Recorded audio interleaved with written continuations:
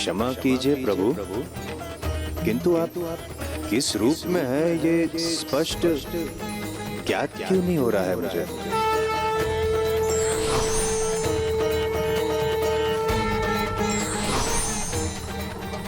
प्रभु, ये कैसी लीला है प्रभु, ये क्या हो रहा है। नारायण नारायण, इस लीला का रहस्य तो केवल मात्र एक प्रभु श्री कृष्ण ही उजागर कर सकते हैं।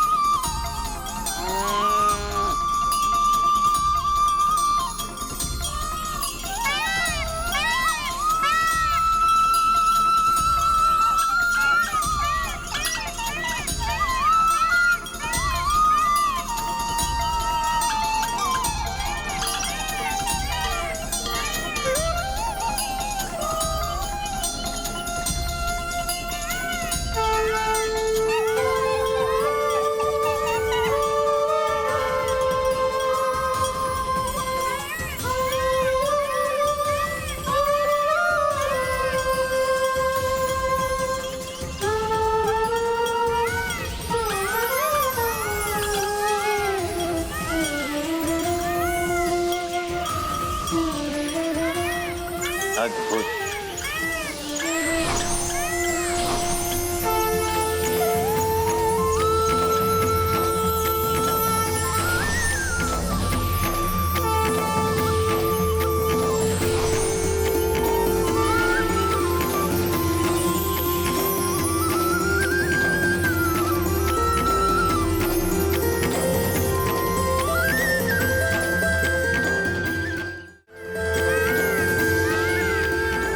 विघ्नेश्वराय वरदाय स्वरूप्रियाय लंबोदराय सकलाय जगत हिताय नागाननाय श्रुति यज्ञ विभूषिताय गौरी सुताय गणनाथ नमो नमस्ते।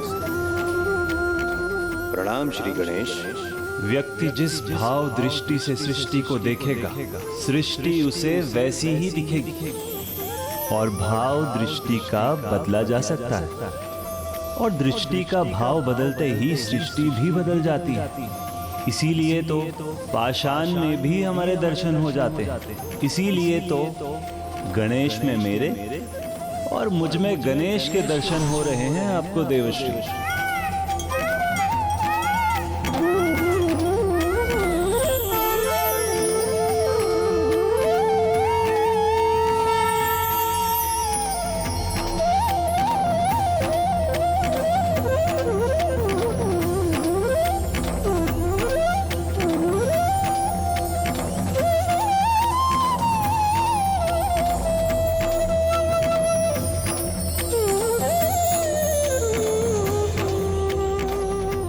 कस्तूरी तिलकम ललाट पटले वक्षस्थले कौस्तुभम नासाग्रे वरमोक्तिकम करतले वेणु करे कर कंकनम सर्वांगे हरिचंदनम सुललितम। ये लीला आपकी है लीलाधर या परम श्री गणेश जी की? मैं तो ये भी ज्ञात नहीं कर पा रहा। नहीं देवश्री, लीला नहीं, तत्व का रहस्य समझिए। मैं और गणेश एक ही तत्व तो हैं, परंतु नेत्र तो केवल हमें दृष्टि प्रदान करते हैं, किंतु हमारे मन की भावना हमें उसके भी दर्शन करवाती है जिसकी हम कल्पना भी नहीं कर सकते। आपको तो स्मरण होगा देवश्री, माता पार्वती ने पुत्र प्राप्ति की इच्छा से अत्यंत भावुक होकर मेरा स्मरण किया था और मुझसे मेरे ही जैसा पुत्र पाने का वरदान मांगा था। प्रभु, मुझे एक ऐसी संतान का वरदान दीजिए जो ब्रह्मदेव की तरह ज्ञानी हो, आप ही की तरह तेजस्वी और निपुण। मुझ जैसा भला और कोई कैसे हो सकता है, क्योंकि मैं तो मैं ही हूं। इसीलिए गणेश भी मैं हूं और मैं ही गणेश हूं।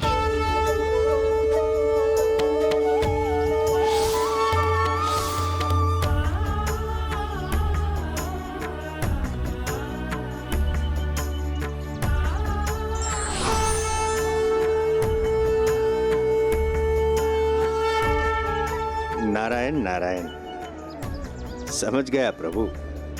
किंतु इस लीला के पीछे भी कोई रहस्य अवश्य है। देवर्षि नारद, आपसे भला सत्य कहां छिप सकता है? आपने उचित समझा। संसार की बुद्धि और युक्ति दोनों के ही स्वामी गणेश ही हैं, और वो तो विधि और विधान दोनों के कारण भी हैं। और अब स्वयं गणेश ही रचेंगे विधि का नया विधान।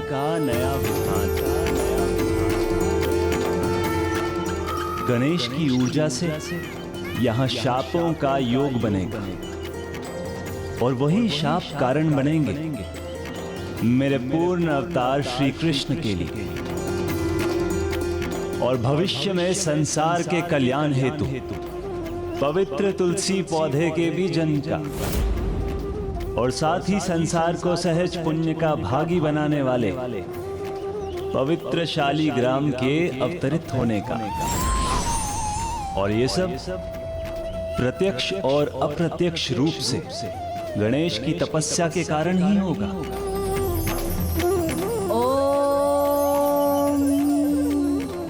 तुलसी वृक्ष के उत्पन्न होने की यात्रा तो आज यहाँ गोलोक से ही आरंभ होगी।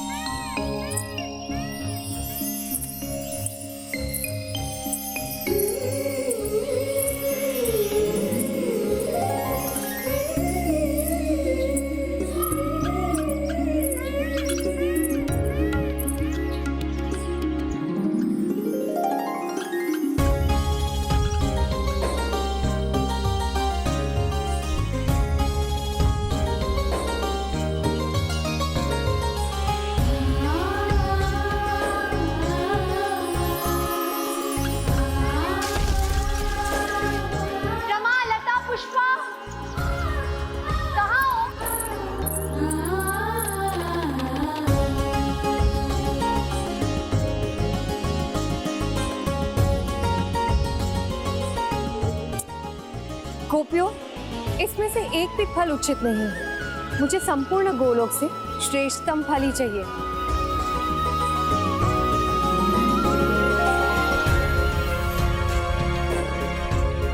गणेश का तप अनुपम ऐसी अनूठी ऊर्जा उत्पन्न कर रहा है, जो भावनात्मकता के चरम पर पहुंचकर जागृत हो रही है। क्योंकि स्वयं गणेश का जन्म उनकी माता के वात्सल्य की, पुत्र प्राप्ति की प्रबल इच्छा के चरम का परिणाम है। और यहाँ सभी पर इस ऊर्जा का अद्भुत प्रभाव होगा, जिससे उनकी भावनाओं में एक नवीन ज्वान आएगा, और फिर जो होगा वो विधि का नवीन विधान होगा।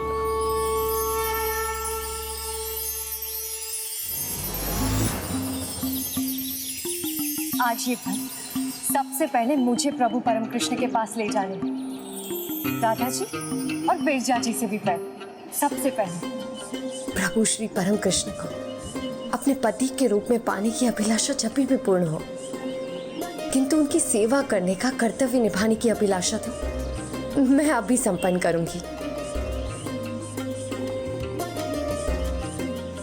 आप सब मुझे ऐसे एकटक क्यों देख रही है, जैसे तुलसी को कभी देखा ही नहीं? मुझे देखना छोड़िए और जल्दी से मेरी सहायता कीजिए। शीघ्रता कीजिए ना, जाइए।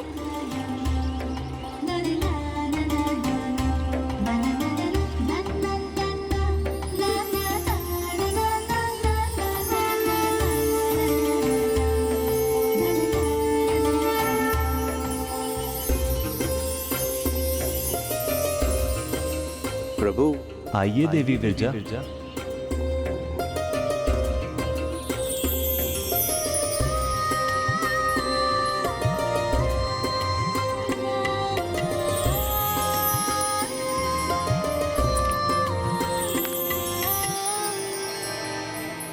नारायण नारायण। प्रभु की सेवा में गोपियों के आगमन का समय हो गया, अर्थात मेरे प्रस्थान का समय हो गया। किंतु प्रभु, गोलोक तक आया हूँ और आपकी शक्ति मैया राधा के दर्शन से वंचित होकर लौट गया तो आपके दर्शन पाने का दिव्य सुख अधूरा रह जाएगा। प्रभु, मैया कहाँ है? प्रणाम देवर्षि। प्रणाम। आपके लिए प्रभु की सेवा का आनंद आहा हा हा। नहीं तो राधा जी सदा इनके साथ रहती, और जब वो नहीं भी होती हैं तब भी वो सदा प्रभु के मन में विराजमान होती।